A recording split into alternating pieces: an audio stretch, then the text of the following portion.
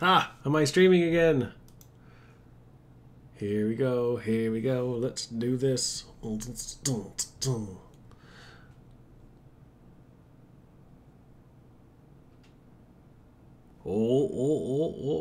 It's reloading my page, so while that is going,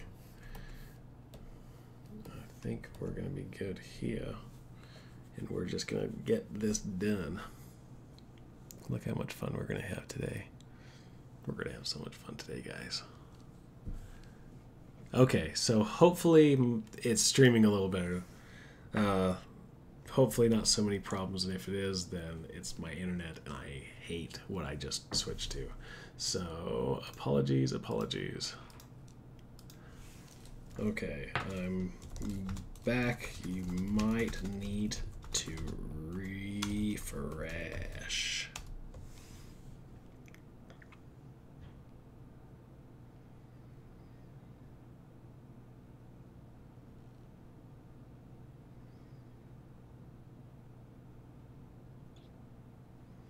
Woohoo! Okay, it worked. I'm back. Okay, so let's go ahead and get into this thing, this dealie here.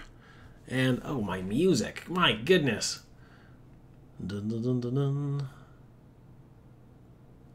Oh, my goodness. That's not the right thing.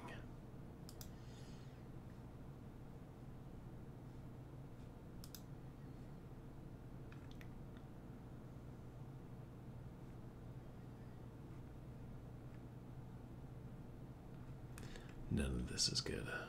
None of this is good.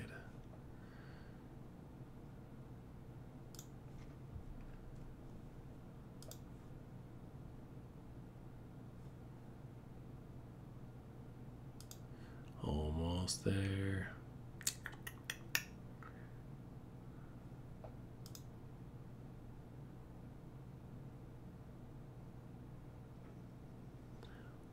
Ooh, and it's loud. Let's get that to not be so loud.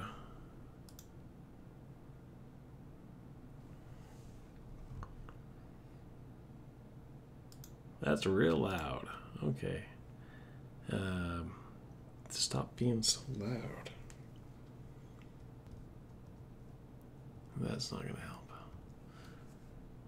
We're just going to do this.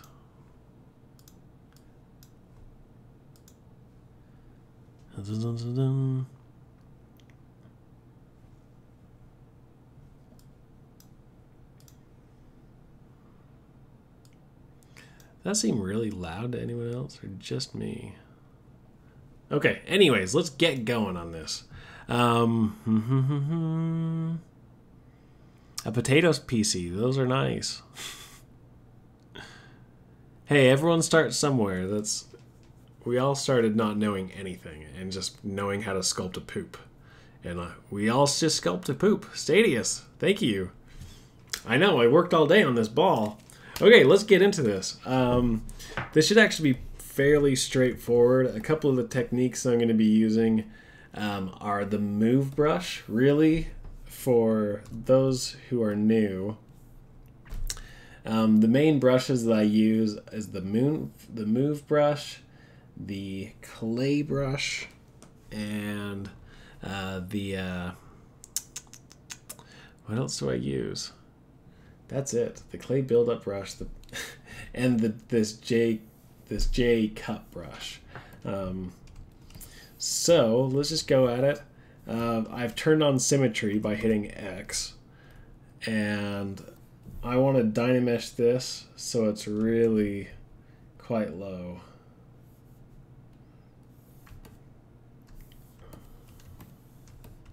Okay, that's probably good enough.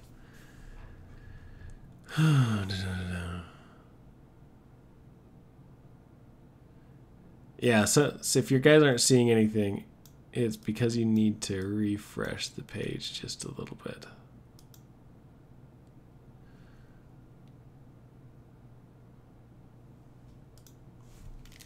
Okay. Some lag on the video still. Damn it. Sorry. anyways, we'll just try to get it as good as possible, and I'll try to work out the kinks for next time. I have a feeling it's the internet as I've switched. So first off, what I want to get is kind of this overall shape here. I'm not worried that about the open mouth, as I'll get that, but this kind of swooping motion that it has.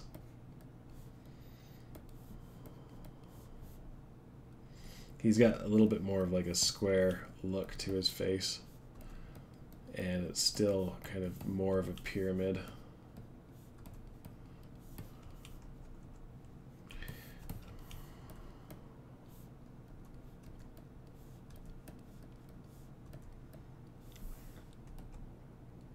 Shane is awesome. His streams, I've only caught one of them, but Shane is the man. He's a great dude. Solid sculptor, solid dude. You can't get much better than Shane.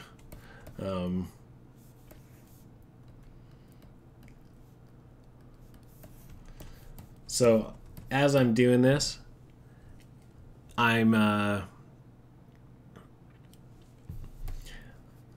looking at all angles and trying to kind of figure out some of the planes overall. Man, I just am not winning on this music, am I? Let's see if I can fix this a little bit.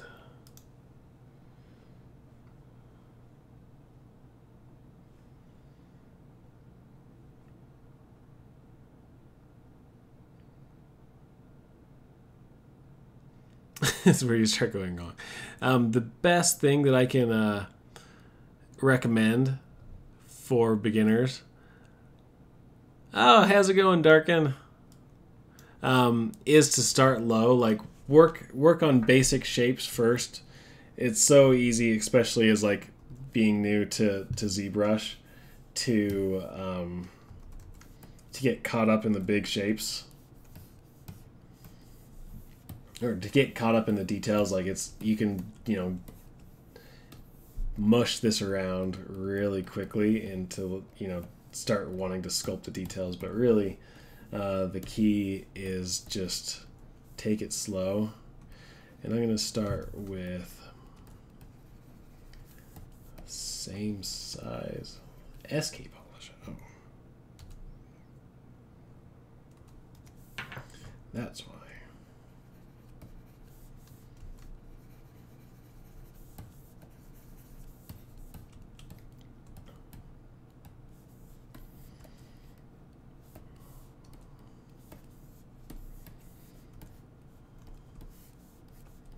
So I'll work in symmetry for a little while until I get all like the major forms in there.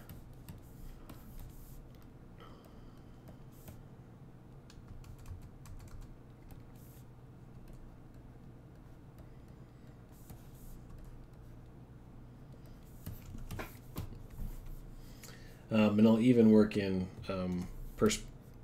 at this stage, like perspective, as this guy is like not detailed at all. So I'll want to make sure I'm working in perspective, and then I change the viewing angle to actually like 29, which is a little bit more friendly to key shot, or a little bit more realistic to key shot. Bring back his cheekbones and eye cavity.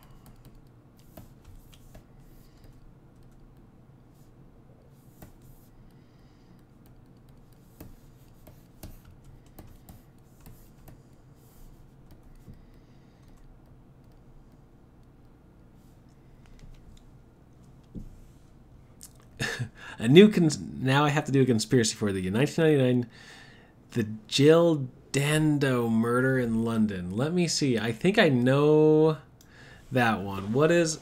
Refresh my mind. I think I've heard of that one. The Jill Dando murder in London. The divide button is always calling me. That's the downfall. That's everyone's downfall. So easy to just start dividing this up.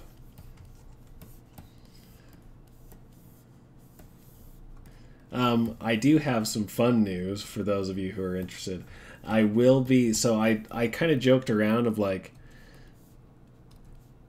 said, hey, it would be fun to do a podcast on conspiracy and ghost investigations and paranormal stuff.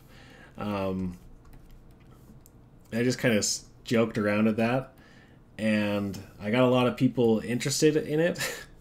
And then I had a lot of people started contacting me about, hey, I can get you into this building, and I can get you into this place, and I can get you here, and I can... So this joke of mine has turned into a reality. And I will, in fact, be making a podcast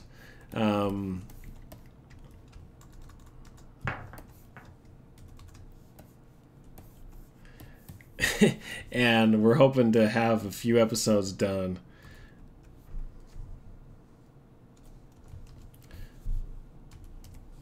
By September, October.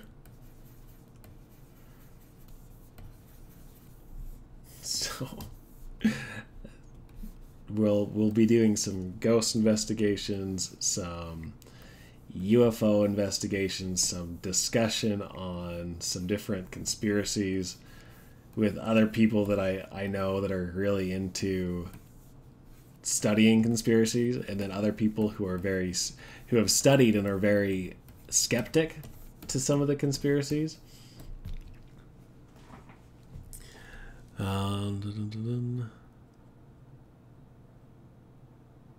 Matt goes to an abandoned morgue. No, so there's a couple places I'm going, and they're all more or less local to Utah. So, as it's just, this is more for fun than anything else. One is our state capitol building, which is supposedly really quite haunted. And the other is this place that's like this old home. It's called the Homestead, but apparently, like, it was really funny. So this is how it started. We were talking about it to my family, and they're like, oh, that could be a good idea. And then my brother-in-law was like, hey, have you heard about the Homestead? Like, I used to work there, and like the craziest stuff started happening, and it was like right down the street from where we were. So we went there to just kind of look at it and see, just kind of joke around. And then we're like, hey, let's go in and talk to the employees and see if they've had any experiences. And as we were talking to the employees, like, first he was kind of hesitant. We went to like the front desk guy, and I was like, hey, so have you had any like paranormal experiences here? And he was like, I guess some might say that they've had some weird things happen. And then my brother-in-law was like, yeah, I used to work here, and it seemed like every employee had a different story of something, happening, especially around here. And you could see he totally changed his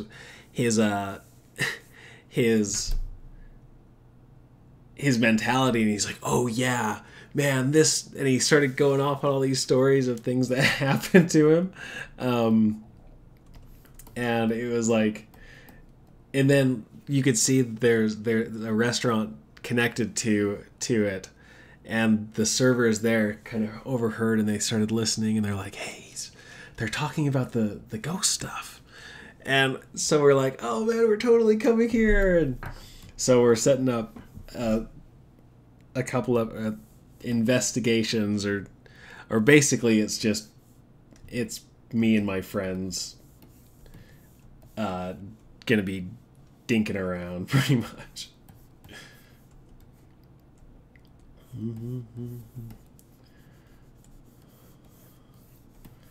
So it's gonna be more lighthearted. I mean, I've seen so many of these things that are like, oh man, ghosts. Not gonna be like that. Okay, questions, perfect for Halloween. No, this concept is not mine. It's Javier Burgos. He goes by Javas, Javas. killer concept artist. Really, really good. Really good dude. Is anyone interested in bias, psychological aspects of this in the dark?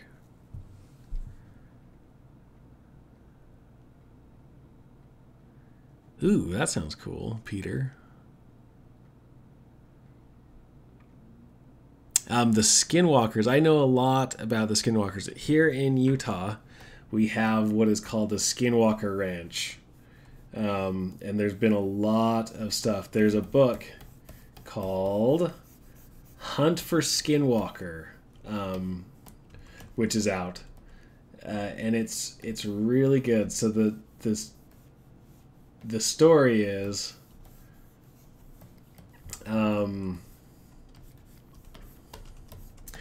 the story of the Skinwalker. Yeah, the Skinwalker Ranch. I've got a 4:30 a.m. there. Oh, so sorry. So the Skinwalker Ranch is crazy. Let me explain what the Skinwalker Ranch is real quick, and then I will never speak again, and I apologize. So it's this ranch where it was, used to be owned by the Native Americans. The government took it from them and then gave it back and then took it from them again. Big war happened. Then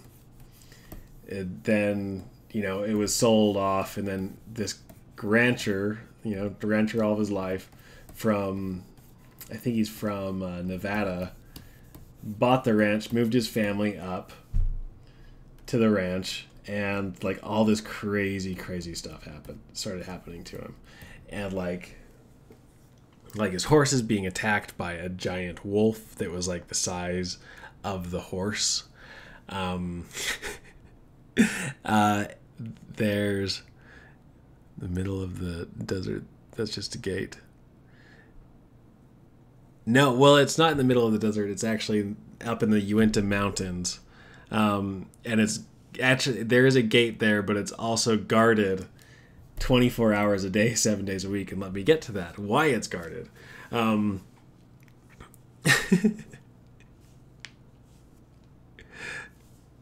Oh, that's awesome. Hey, we were just in Florida.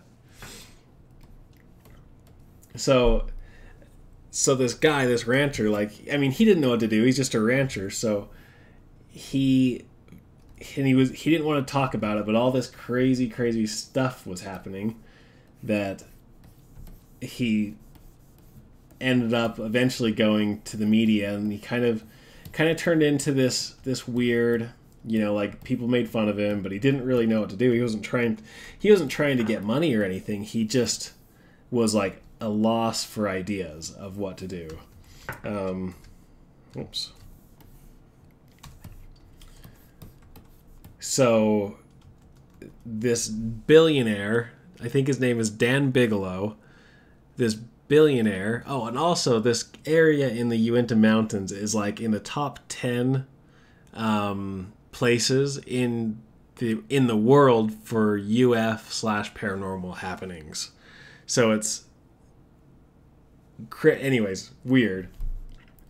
So this billionaire named Dan Bigelow, he hears about the story, and he decides to buy the ranch from the rancher guy. Like, he straight up just calls on the phone, says, hey, I want to buy it. And he buys the ranch from the rancher, then proceeds to build a multi-million-dollar science facility on the ranch. We went to Orlando, and then we did Orlando Darken. So we did Orlando, the Universal, and then we did the Wekiva River. We did some canoeing down the Wekiva River. Really cool.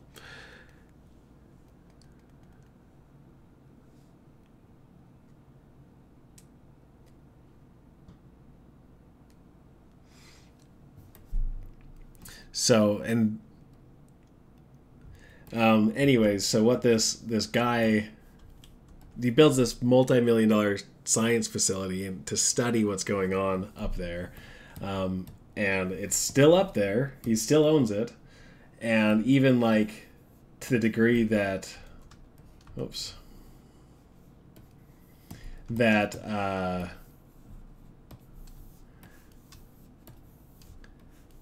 the Department of Defense was up there for a long time too. They were up there also. I think they took control of whatever, because stuff was happening.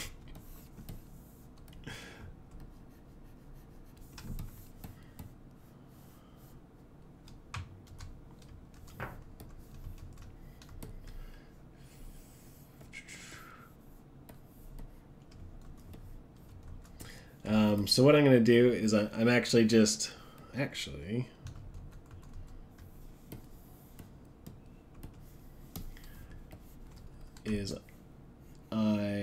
am masking out the parts. I'm going to ZRemesh this with different polygroups. So I'm just getting the main detail.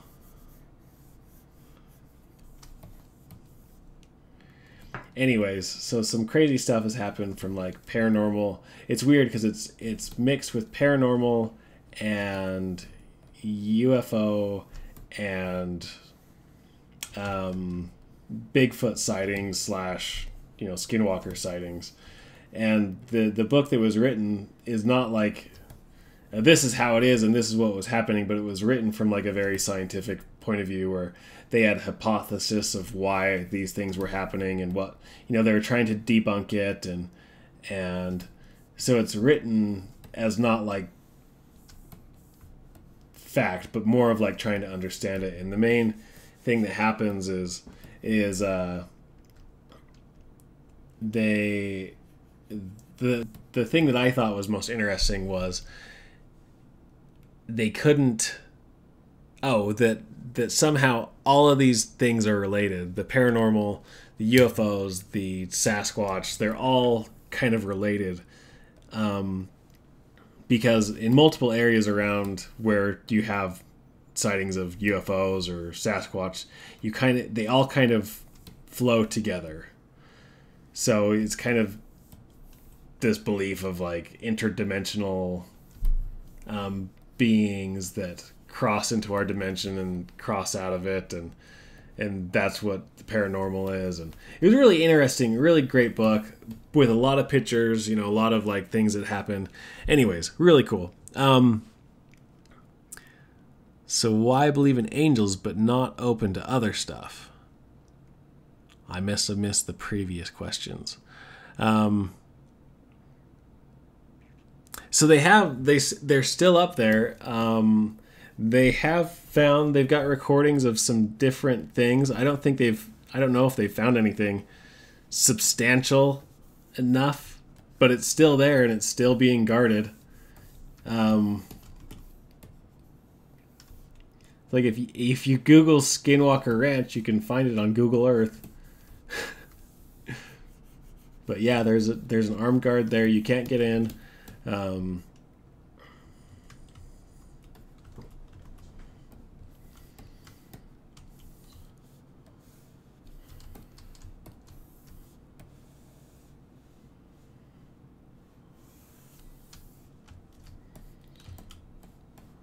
Okay.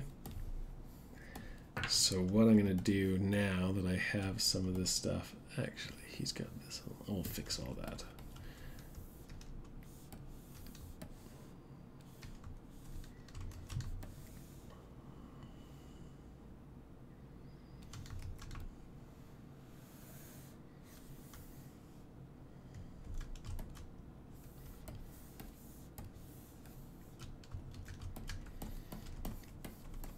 This stuff I'm just kind of working through real quick, and I'm going to do a group split, group split, and we're going to save this. Jackie.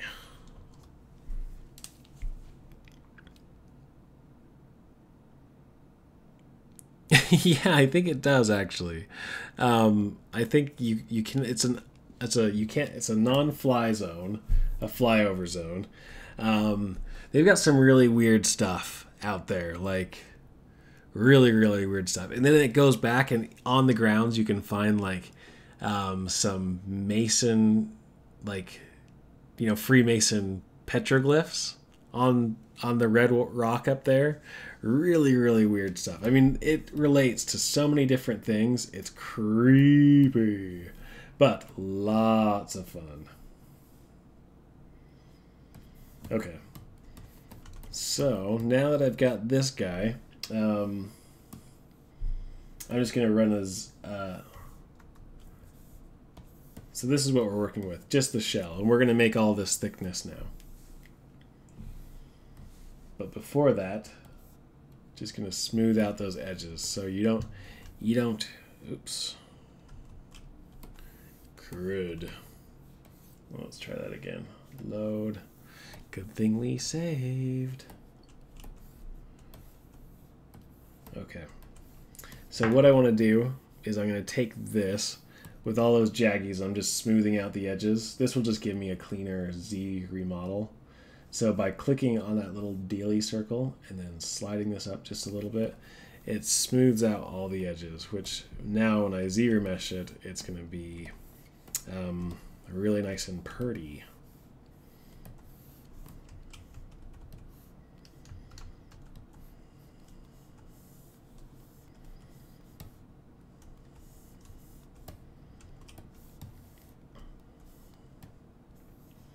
Okay.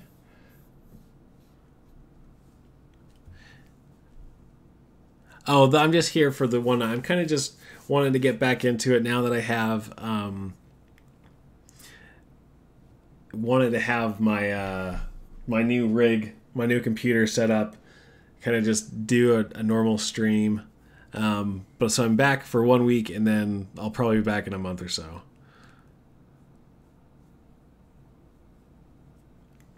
How long is it? How's the project coming along? The project's coming along really great. It should be done hopefully sooner than later. The filming is almost done. The editing is just as long as the filming, as I've got to go read through everything and watch it and kind of condense it. My main goal of this is to of my new ones is to kind of condense everything just a little bit.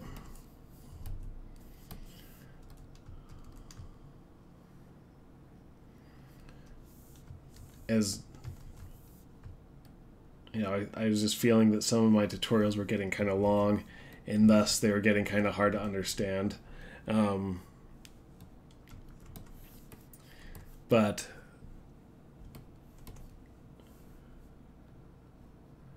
so I'm doing a little bit of a different approach to the way that I'm teaching this time, to hopefully to optimize instruction, minimize time, and optimize your guys's sculpting as well. Okay, that's probably just fine.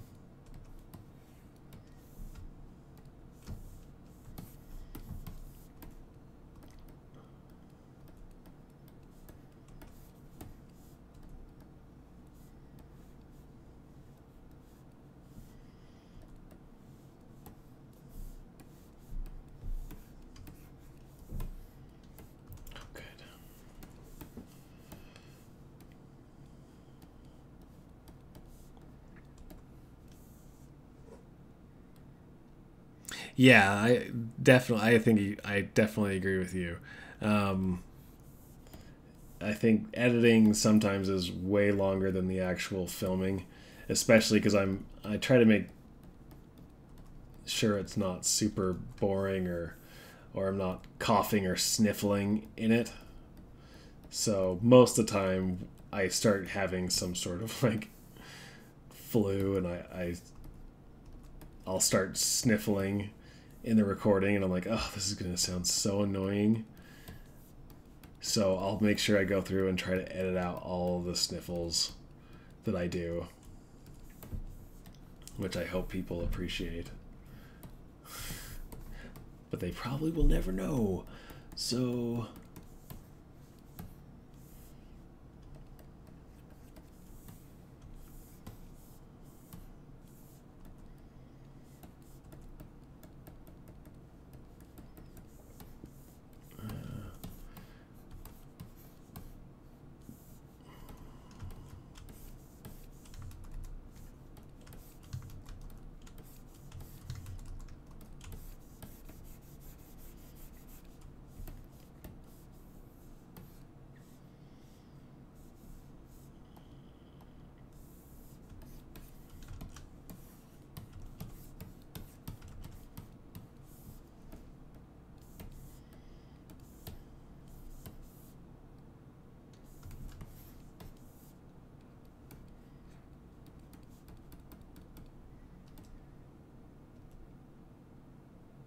what did I just do? I missed out. I think I just Z-remeshed everything, and then I just with the Z modeler brush pushed it in.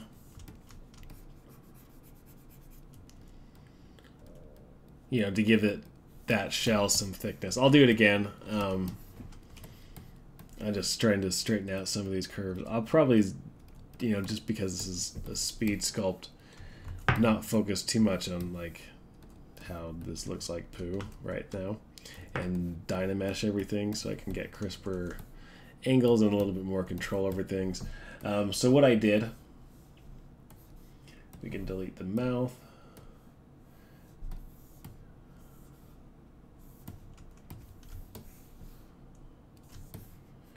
Delete those. So what I did to get some thickness on that is I went down to deformation, cleaned up these jaggies by clicking on that circle and just dragging out a little bit so you get a nice clean edge. Went to my Z remesher, Z remeshed it.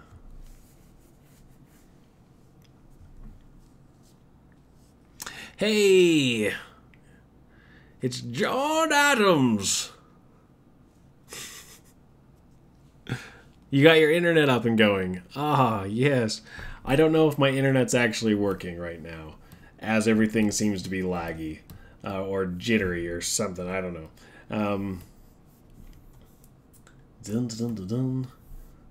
Okay, so once I have it Z-remeshed, I just use my Q mesh brush, hover over a face, make sure I change it from single poly to island, and then I'm going to push in to get that thickness that you saw there. So, and then because by pushing in, you're actually reversing everything, inverting everything, I just flip that, and then I can kind of go through and modify everything else.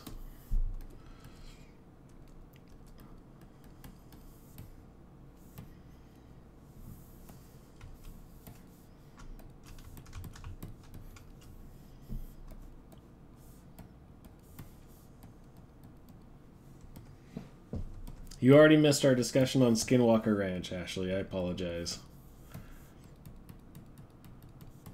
Anyways, Skinwalker Ranch is real. And there's some crazy crap going on up there. So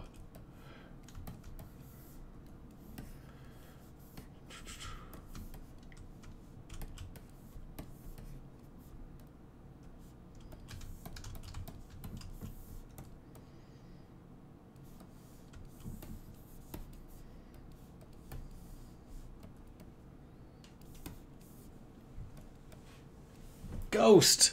Ghost!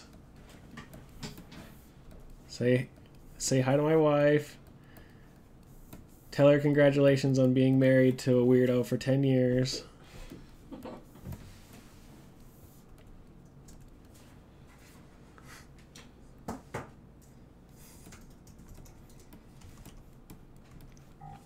At this point, is it still a primitive, right? It's only because a poly object. No, it's technically, it's not a primitive. Primitives are pretty much unmodified tools. Like, these are all the primitives. This I would say is a lowest subdivide mesh. Not really sure what the best term for that is. It's not a primitive, as it's not like a standard object, but it's also not. It's not dynameshed because I'm using some low poly stuff here.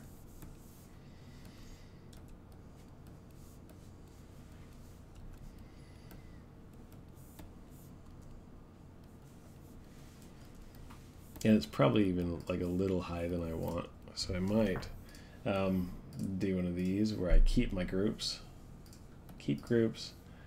and dynamesh it just a little bit lower.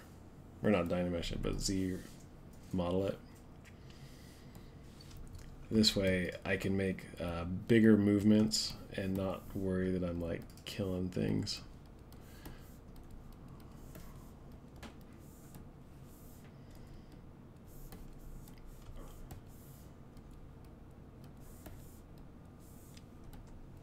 Hi, Mrs. Thorup.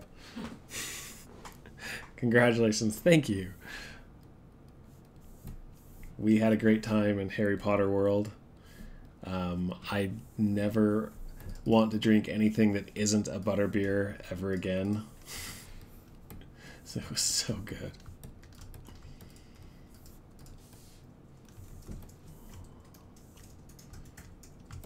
Oh.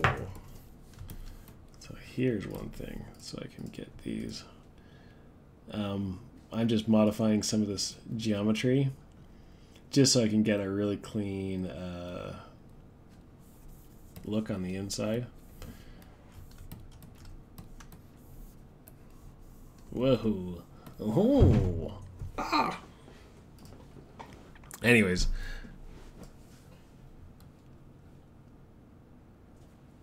What would be the breaking point of having too many polys? What would be the breaking point? As in, like, what would be too many polys, or what would be the problem with having too many polys? I don't think... I mean, if you can have 30 million polys on one subtool, go for it. I mean, I've done that with a few characters, actually. There's not really a problem with having too many polys. The problem is having too many polys too early. And actually, some people know how to sculpt that high and are really good at it. For me, it's all about controlling the overall shape.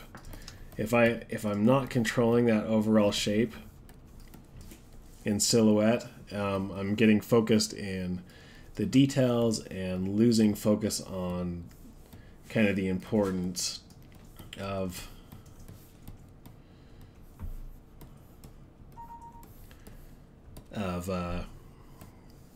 the silhouette of what I'm trying to make. So you can, it's really personal preference, but like I've seen a lot of beginners especially that will start getting into the details right away and it just looks like a mush because oh yeah, quick save. This one I can actually like, I think it's already on. Huzzah! I'm not going to get any lag when it saves because it's just buttery fast on this new computer. Buttery fast. Anyways, like, at this point I can start checking things out, start defining things.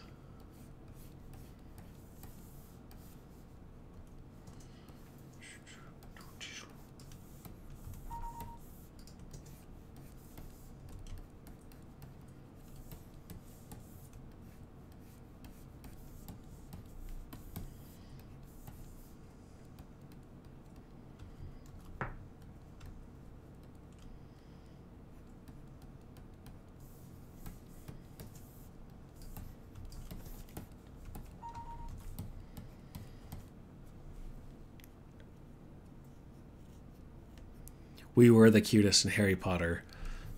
In Harry Potter world. Man, butterbeer is the best thing in the world. And I'm so glad that that lived up to my expectations, because I was really worried that it was not going to be good. And if that was not going to be good, then what's the purpose of having Harry Potter world? Because the idea of butterbeer in my head is so much, that it's so good that if it wasn't that, whoops, then what's the purpose? Why do I even care?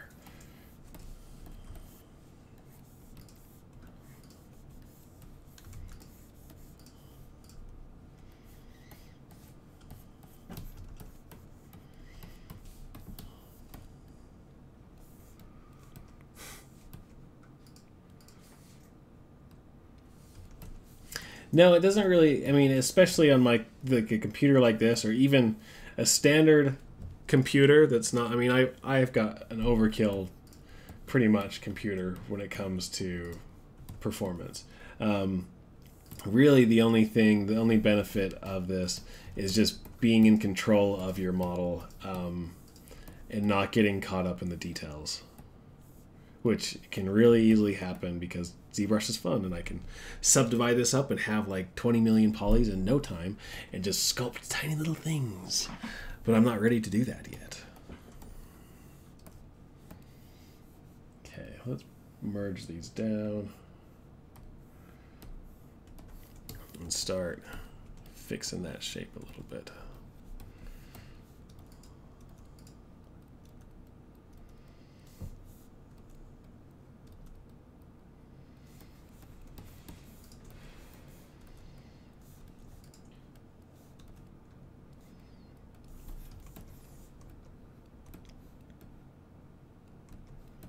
Yeah, that's also, something. Don't feel like you can't completely change everything.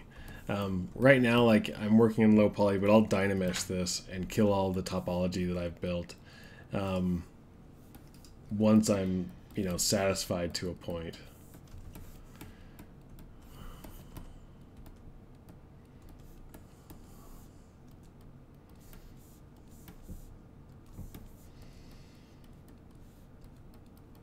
But doing it this way, you can make holes really easily, and because this guy's just holes, he's pretty easy to just block out.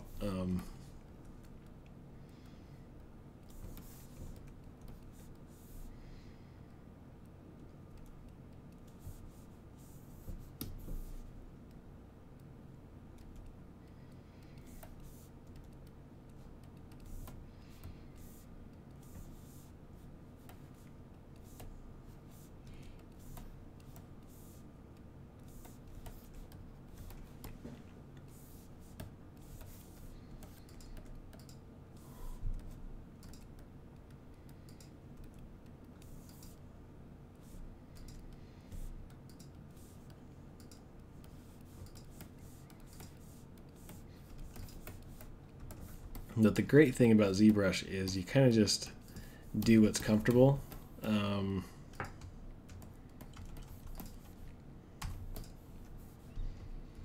So one thing may work really well for me, but it doesn't mean that that's necessarily the only way to do it.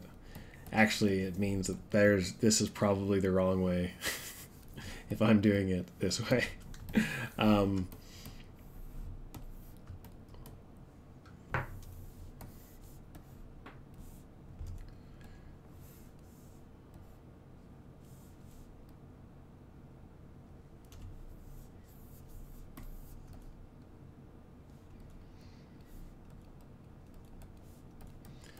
But it's just easy to control big shapes, and like lips like this where you have these big thicknesses, it's a lot easier to control it when you have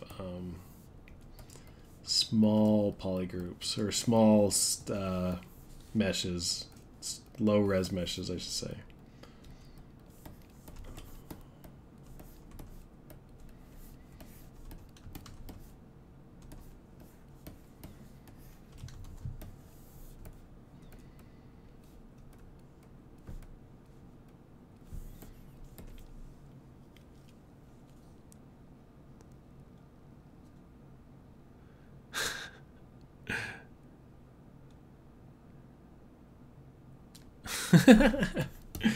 That's, you know, that's a natural phenomenon, actually, is you think you're watching one thing and then boom, Redbeard just pops up. No one can really explain it.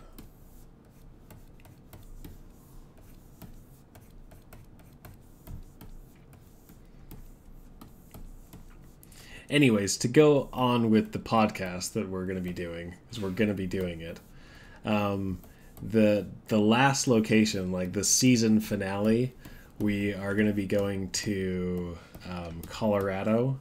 I mean, this is tentative plans. My wife is in the background, like laughing, like, "Yeah, you're an idiot."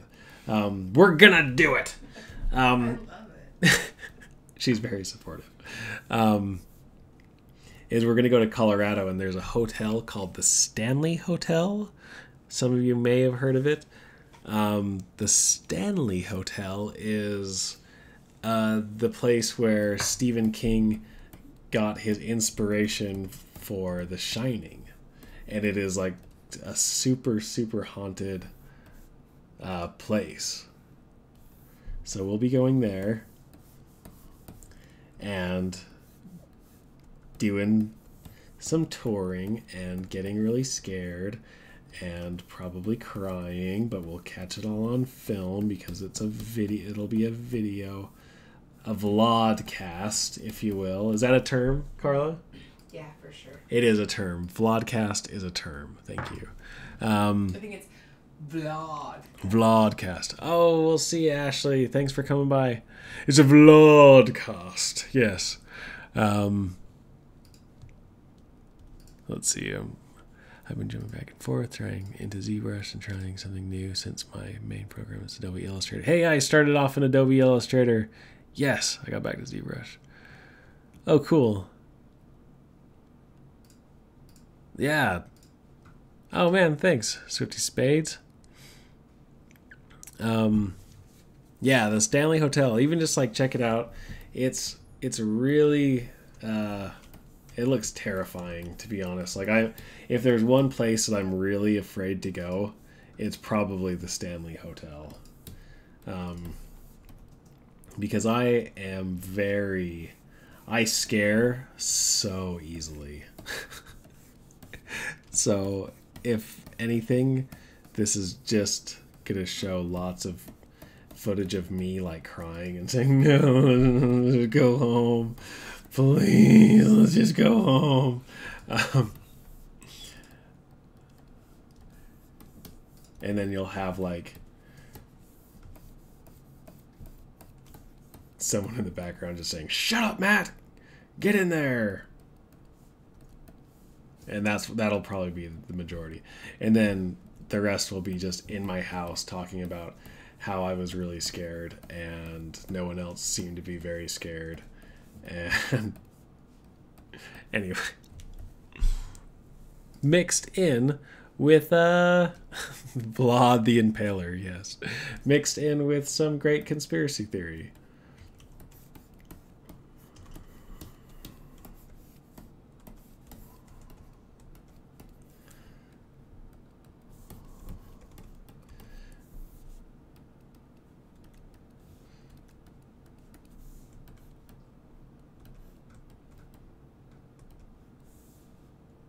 Oh yeah, some smooth jazz.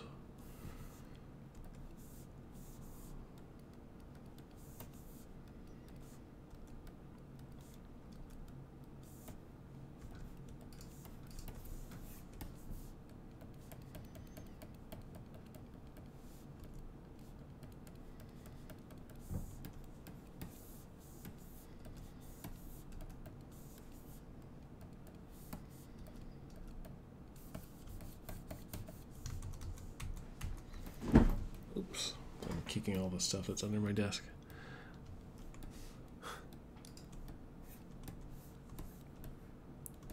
Oh, nice.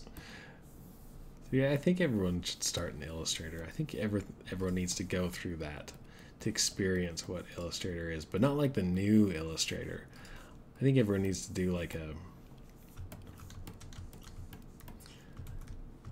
they need to do like CS2 Illustrator.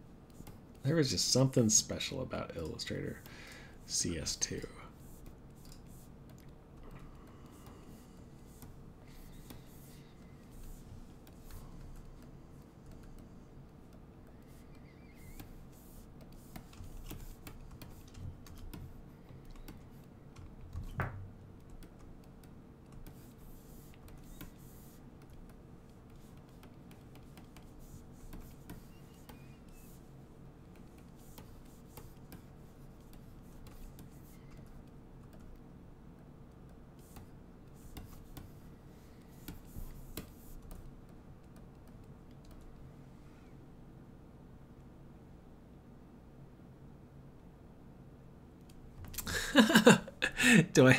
You have music playing very quietly, and I'm guessing it doesn't make it as far as the UK.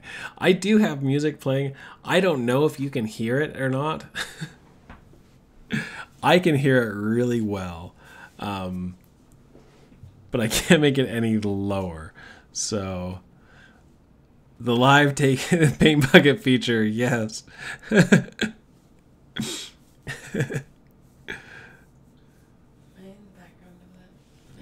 What was that? Am I in the background of our video? Very slightly, yes. Do you want to? Do you not want to be? No, I don't care. Can I have your phone for a minute? My telephone? Yeah. Yes. Sorry to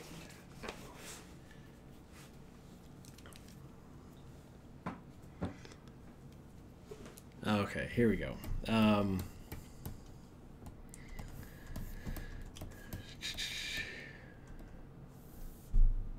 Just want to get the shape of this thing right.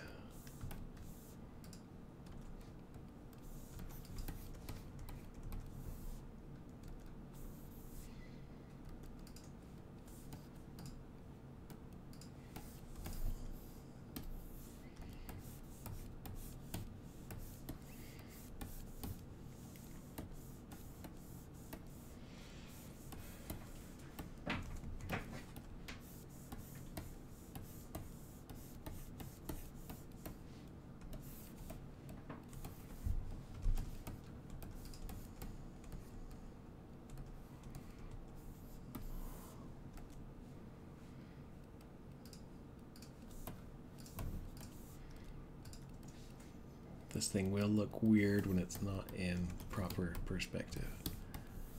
You know, it may be as far as like I want to.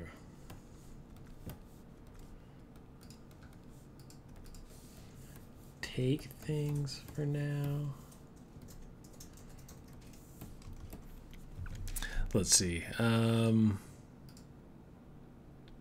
Nobody can hear. Can anybody hear the music that's playing, or am I the only one that can hear the music that's playing?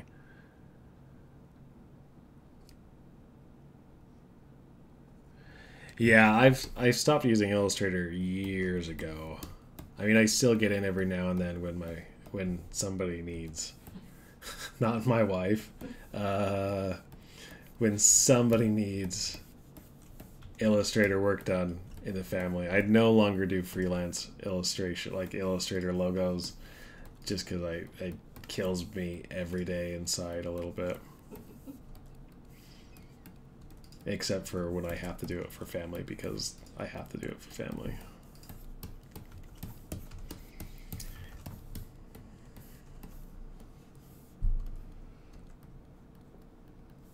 Not that to say that I don't like Illustrator and people who use Illustrator.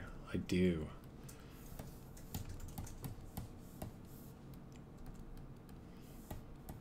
Just not a lot.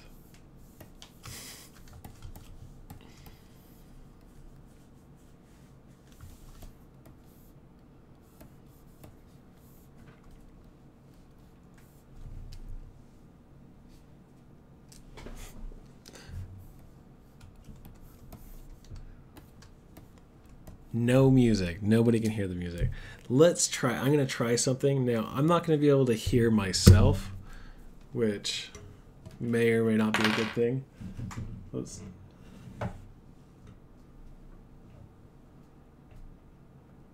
Hold on.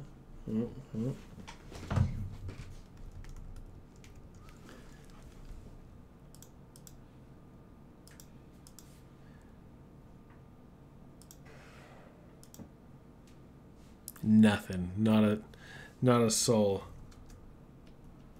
Let's see. Here we go. You can.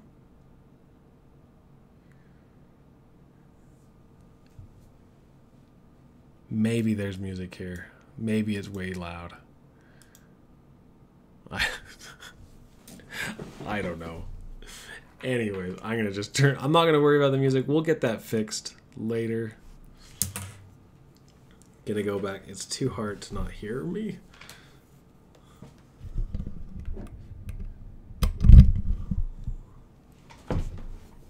Oh, hey there. Okay, let's keep going on this. But I can hear the music like really loud, so. Anyways, the bugs of trying to get a new operating system going.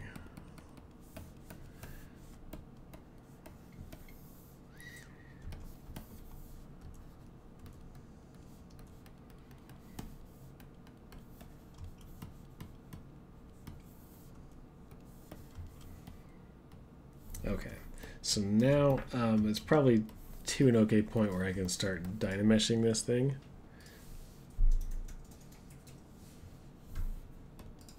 So I'll duplicate it, auto group, and then I'll do some dynamesh with groups on and see what this gives me. I think I could work with this. Okay.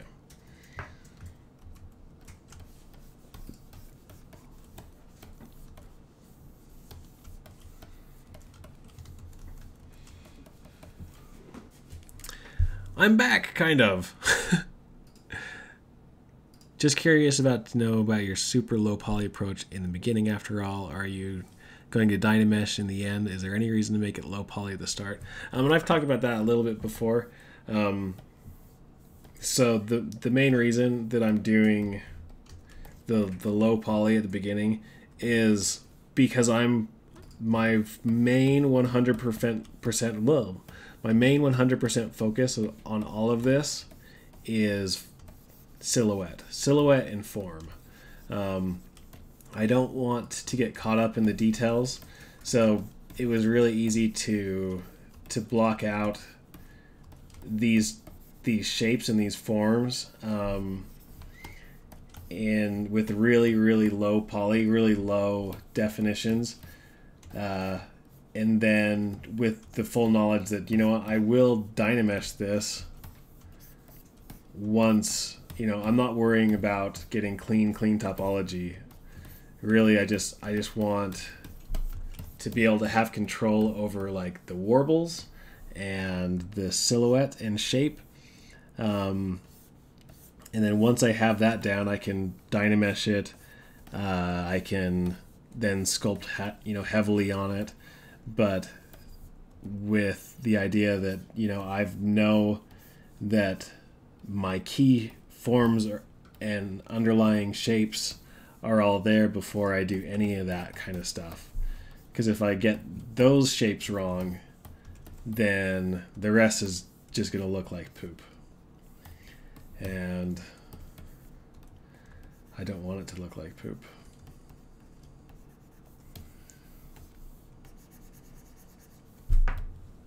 I want it to look like goodness. So I hope that answers some of those questions.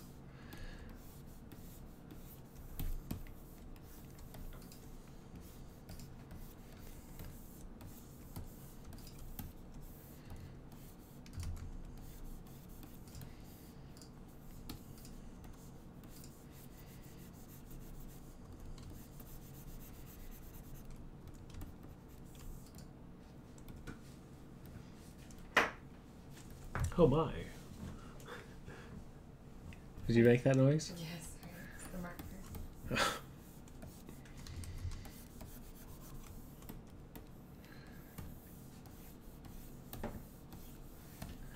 So mainly the fun part of this guy is going to be doing kind of the inside of his mouth and the teeth. But I just want to make sure I've got this stuff kind of blocked out. try to keep some of this as smooth as possible, like you see these shapes. And even still, I'm not really high. 170,000 is pretty low still, and that's more or less. I want to keep it that way. I don't go very high until the very end, and it's just it seems to be easier to sculpt that way when you're building up shapes.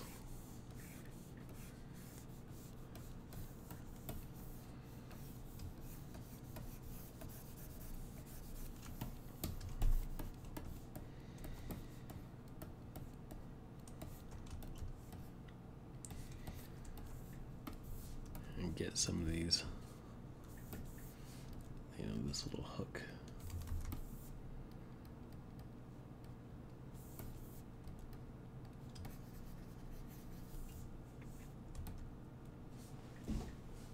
Hi, creatures. Goodbye, Denizzy. Make hat, please. I'll make the hat. I'll make that hat. Just yet.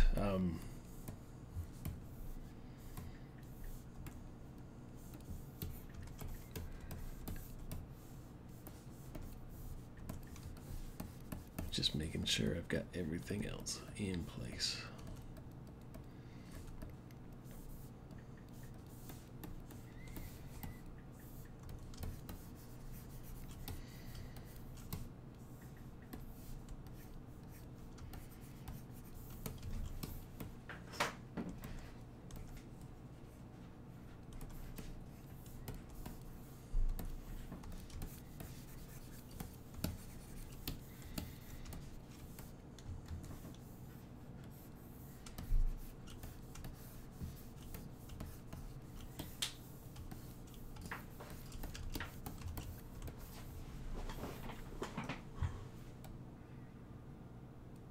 Ah, well, thanks for joining us.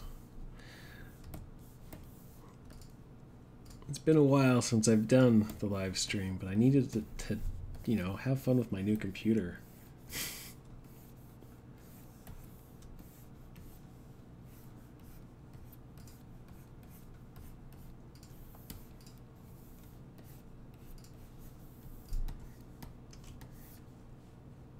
The question is, did I miss you? Of course I missed you guys. Why I'm even here tonight is because I missed you guys. And I really wanted to show off my computer, so... And not talk about, oh, it's just laggy, oh. Anyways.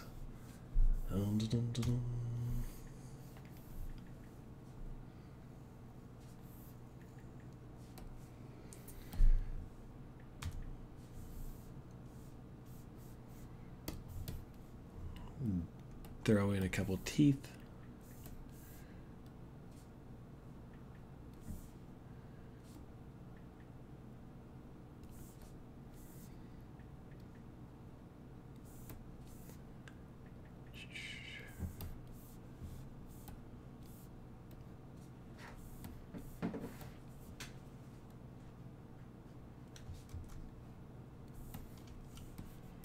Just look. Oh, goodness. Holy hell, what did I do? Sorry, guys. This probably sounds louder to me than it does to you guys, especially in the music that you can't hear. Just putting in some geometry to make these teeth.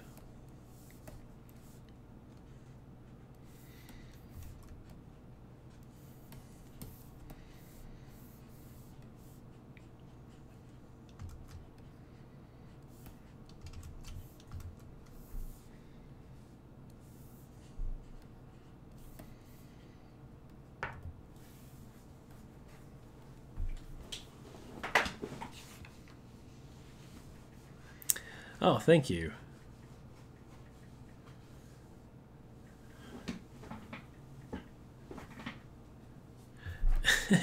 That they are right. That Darkin, that is my pet peeve. Is teeth with no effort. So first, I'm just putting in the geometry, and now I'm gonna put in the effort.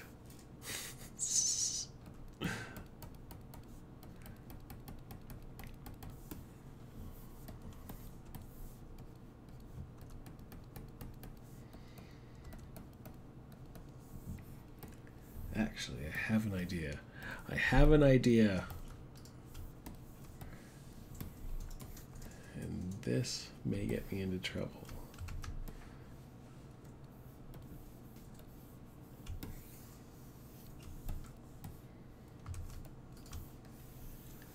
I'm going to take just the fronts of these.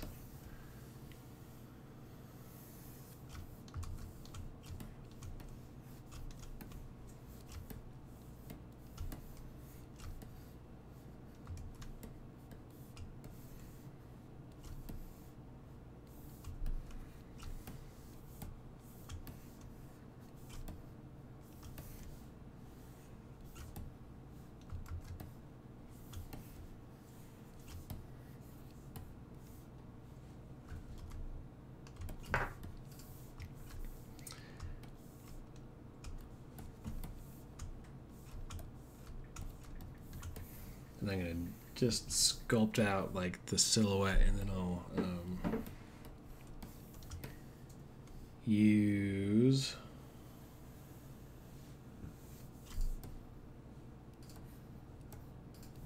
the Z modeler brush.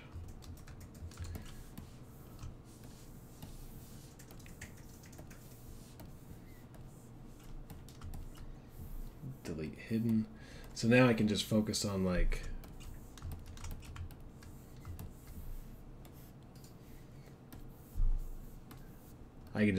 getting kind of the silhouette and placement in there.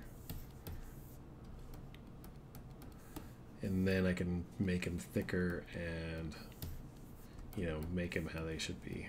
But this is, you know, focusing on less geo, more shape, more.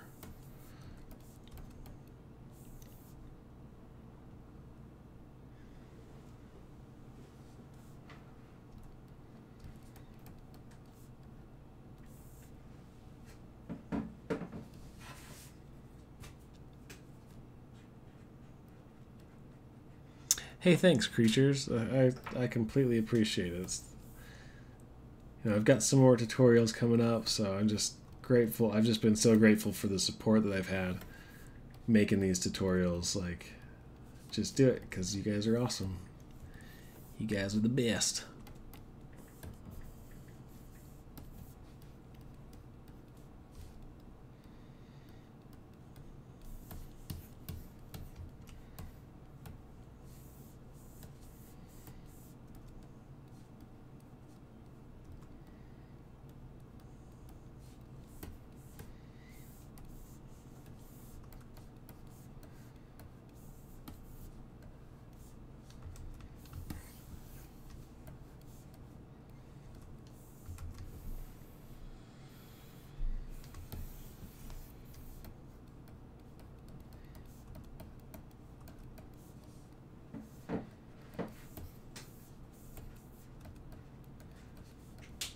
Nobody can hear this music but me, but it's very like electric blues.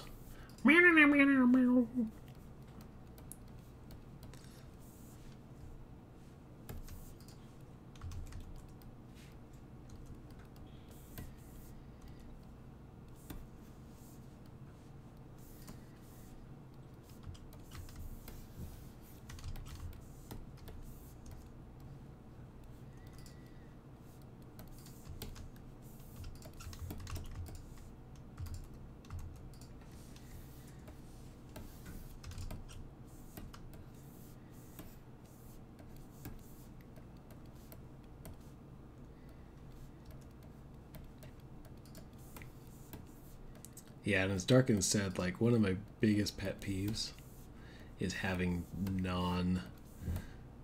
just teeth that are just like blocks that don't have any meaning to them. Like this guy's going to be a little different, but he's still going to have some subtle anatomy in there to make him have more realistic, you know, just not realistic, but just some personality to the teeth that just aren't, you know, toothpicks, not toothpicks. What am I, like Tic Tacs. Oh boy, do I hate that.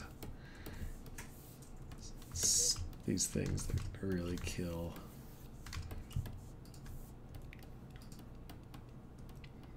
The overall like design for me.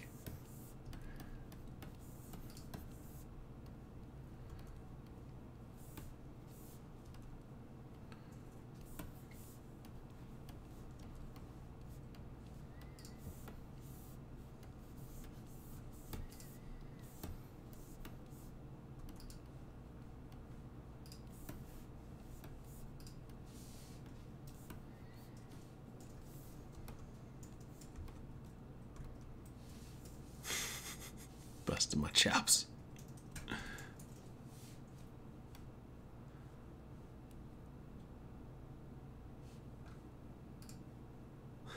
What? See classroom, Matt. Okay, I don't know what that.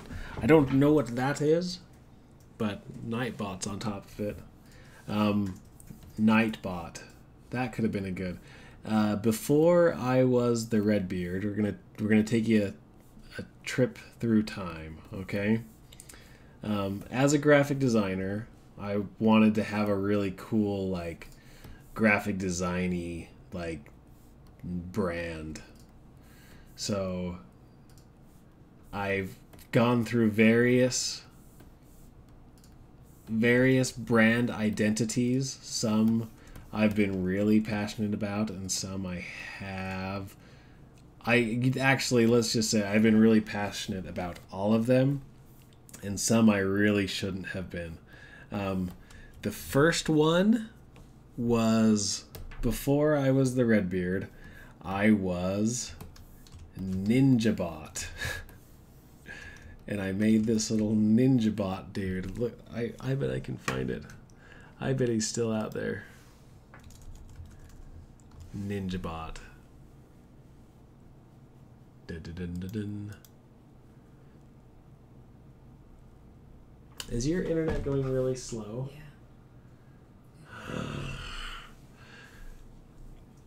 I found it. It still lives. I'm going to show this off because this is my journey.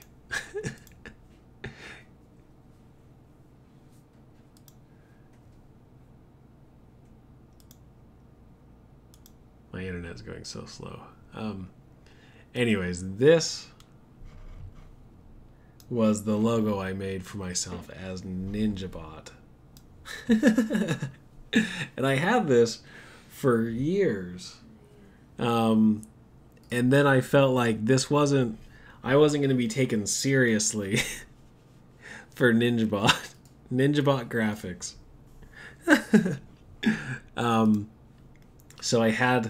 So I came up with another one, and I'm a huge fan of Kill Bill. So naturally, I wanted to have a logo that represented my huge fan. What do you call it? My huge obsession with Kill Bill. So I came up with the name Brand 88, which was going to be more professional and the one that people would take me seriously, because I'm a serious guy and I really needed people to take me seriously. So I came up with this logo, Brand 88. Oh, I wonder if it is still... I still have it up here. Oh, and then I've got two. Okay, so I was Brand 88. Let's look at this. This is really funny. We're going down memory lane here, guys. So I came up with Brand 88, and it was a it was reflectant of of the Crazy 88, the gang that they fight in China. Anyways, or in Japan. Apologize in Japan. We're not done yet. So look at all these logos. These are all the logos that I made. Anyways, from Brand 88, and I had purchased all these websites and domains, and because I wanted to really like Brand 88. Oh, people are gonna really want Brand 88, and my wife hated it. And I was really passionate about it. I thought it was going to be really cool, but it didn't really pan out. And so I switched from Brand 88. This was my next move. Was from Brand 88 to Matt in a Box. Oh, yes. I was like, what were we missing? And I loved Matt in a Box. I hated that one. So this was Matt in a Box. And the reason I loved it because I thought it was a cool logo and it was just this dude in a box and and it was Matt in a Box. But does anybody guess what Matt in a Box really sounds like? And I was thinking like Jack in a Box type of thing, but right around the time that I made this nice logo, Justin Timberlake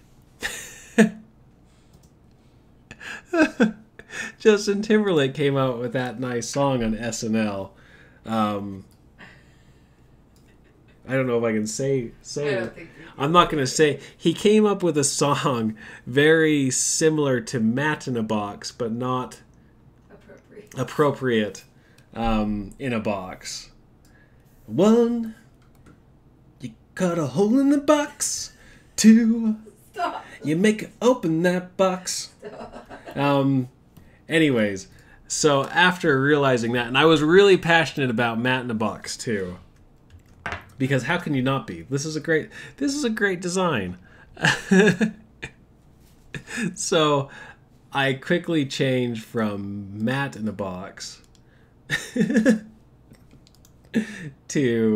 the red beard, which is what you see. Well, actually, I didn't decide to do red beard. It was in school where I grew out my beard and my hair, and people started to refer to me as the red beard. That then I went to the red beard out of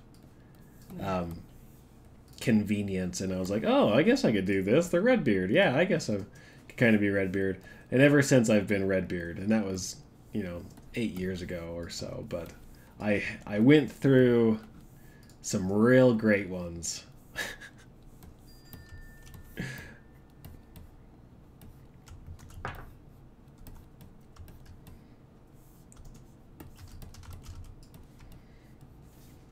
Before Matt in a Box. That was such a bad one. But Brand 88 was also really bad. I still like NinjaBot, though nobody really got what it was meaning, and I don't know what it meant. It's a great gift.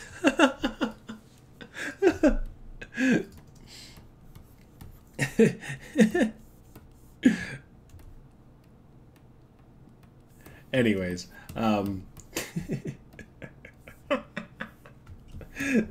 that's the journey of how you get the red beard. Not that you guys asked for it.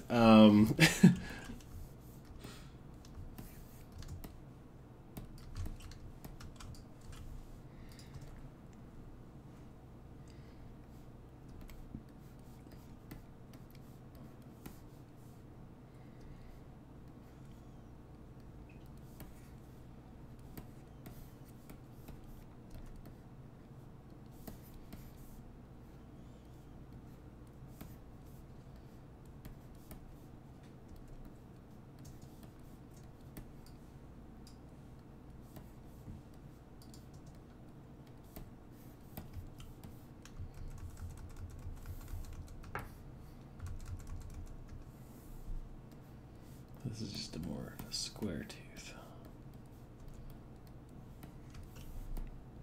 So did the Matt in the Box have a slogan? The Matt in the Box unfortunately didn't have a slogan. I thought the name was enough to have a slogan, to not have the need for a slogan. But I also don't think it lived long enough to have had a slogan, because my wife really didn't like it. And no, actually, it wasn't just my wife. Let me clarify this. Always painting me as the No, villain. no. I want to set this up as that my wife is always right about design. If any character that I make and I show it to her and she doesn't like it, I know that it's not good. But Not before you. Not before I get really sad and mad and defensive first. And then, like, the realization of, like, oh, yeah, she's right, happens. And then I apologize, and she, of course, is very accepting. But it wasn't just her who didn't like the Matt in the Box. It was everyone that I told to, you know, it's Matt in the Box, you know, like Jack in the Box. And they're like, you mean junk in the box? And I was like, what? And then nobody liked it. So it wasn't, it was a short-lived thing. But I had already, like, I liked it so much that I had got the domain. I had started making the website, and it was like, oh, I can do so much with this. Matt in the Box, of course. Good thing it didn't last very long. Though it was a brilliant idea.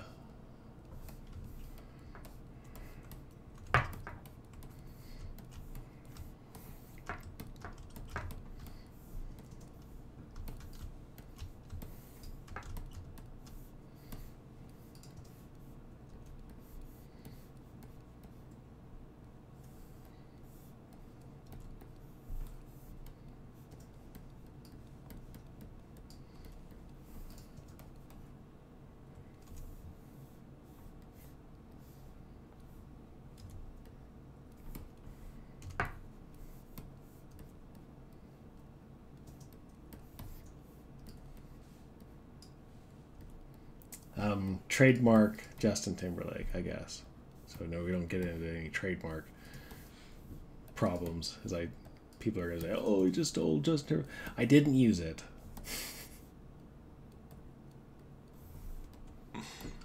Oh, thanks, Marshall.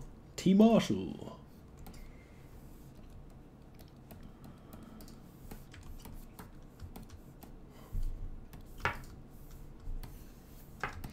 So, again, if you guys are just joining me, what I'm doing now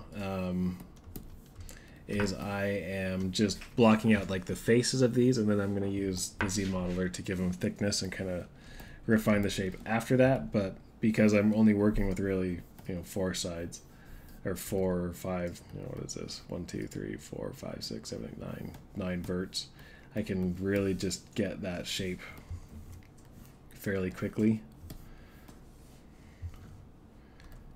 And not worry about, horking up some geo.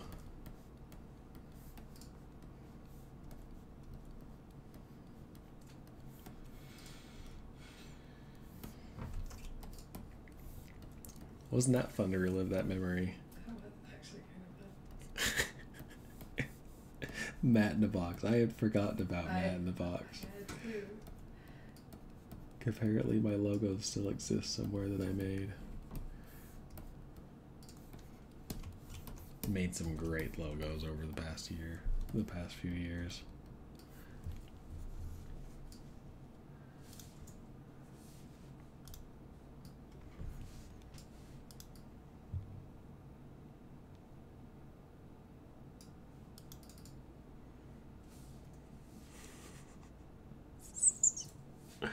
Here, let's look at my logos from many years ago. As People care.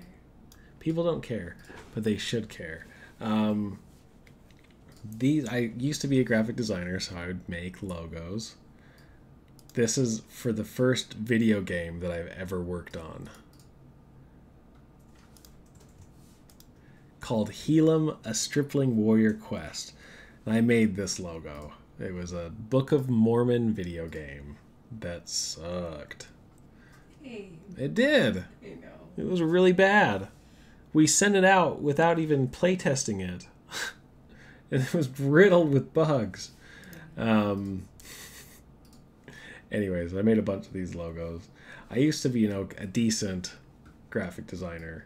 Not anymore. But at least we don't have to worry about Matt in the Box getting out.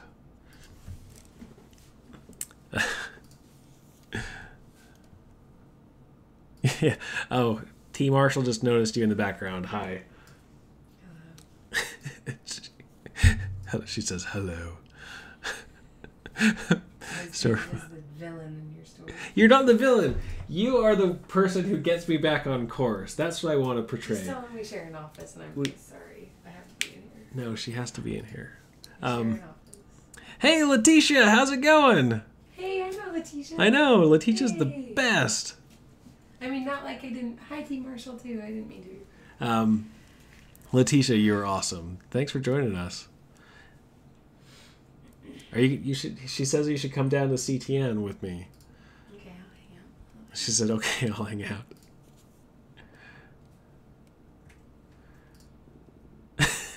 Merge a butcher shop with an ice cream shop. Yeah. Meat murder. I like it. Meat murder. Kind of has a nice ring to it. What do you think, Carla? Yeah, like for a name? Yeah. Meat murder. Meat murder. No. If it passes the Carla Wait, test. for what? Your podcast? For no. He's going to do, his new venture is called Meat Murder, artwork somewhat related to 1930s styled cartoons but modernized. The original idea was to merge butcher shop with an ice cream shop, but meat products killing ice cream didn't make sense. Meat murder. Meat murder. Letitia, are you going to do any streams for Pixelogic? Have they asked you? Because they should ask you. Because you're way, way good.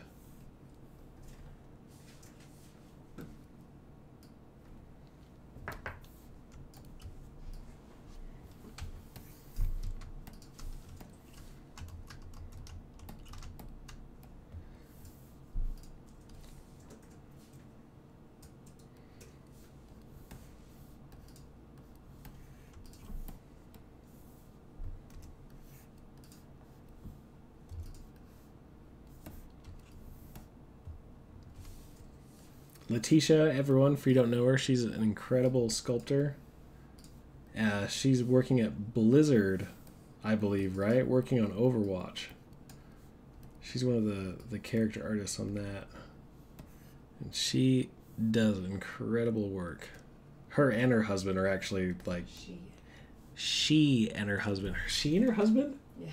Is that the proper way to say it? Yes. Okay, she and her husband. That doesn't sound right to me. Sorry, you should have said me. Are both incredible artists. And like the nicest people you'll ever meet.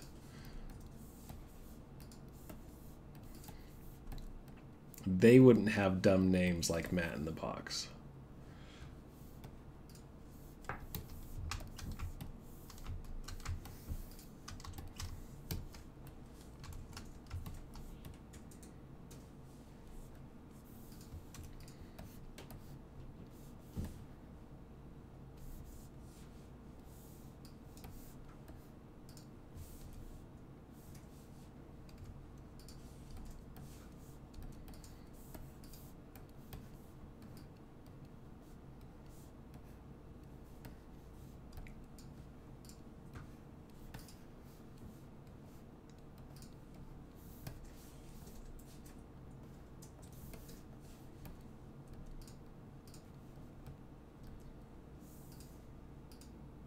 She along with her husband, maybe.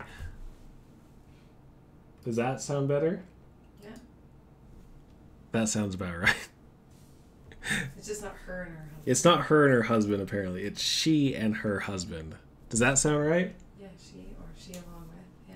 She along with her husband? That's fine. Okay, she and... Maybe I should just stop talking.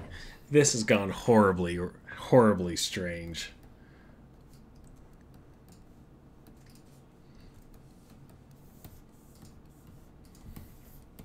Almost done with the teeth. Do one more. Ooh, look at you.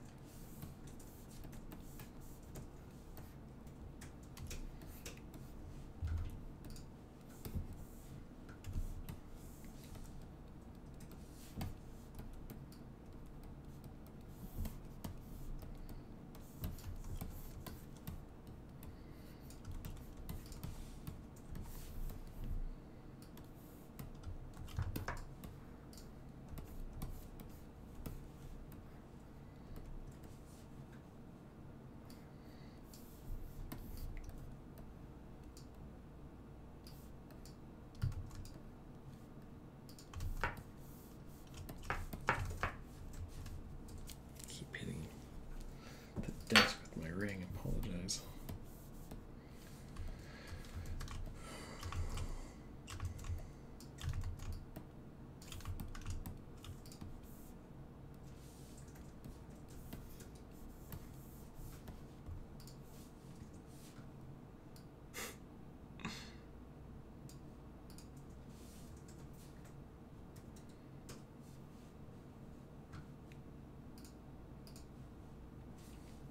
Yes, that's like the hardest thing when I go to conventions is I mostly know people by their usernames,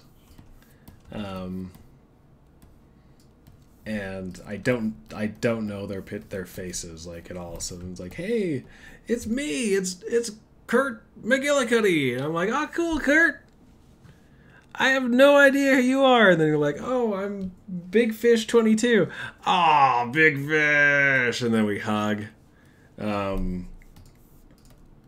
That's pretty much the story of me at conventions.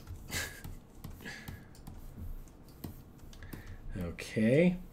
Let's give some thicknesses to these dudes.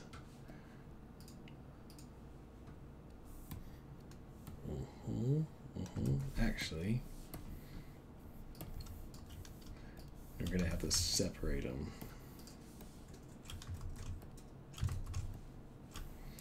Split hidden. Let's do a quick save.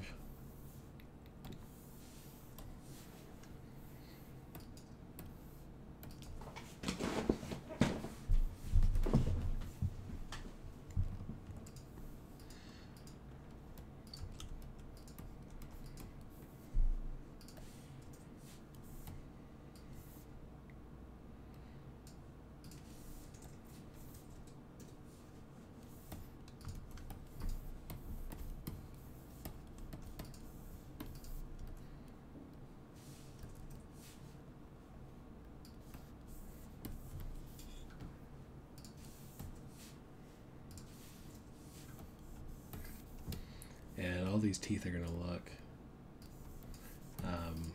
inside out because they are. And I'm going to have to fix that.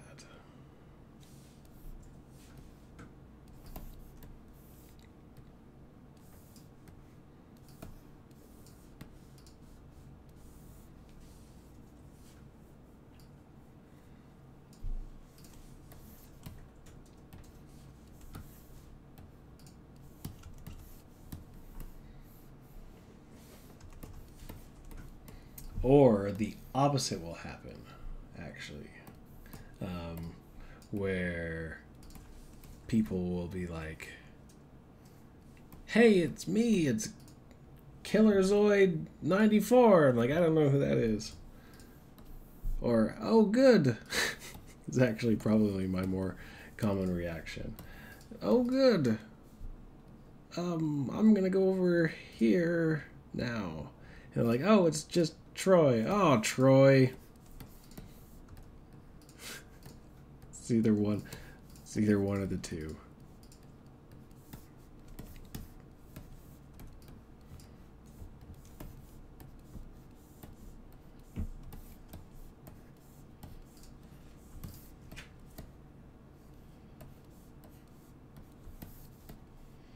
Just giving some of this shape.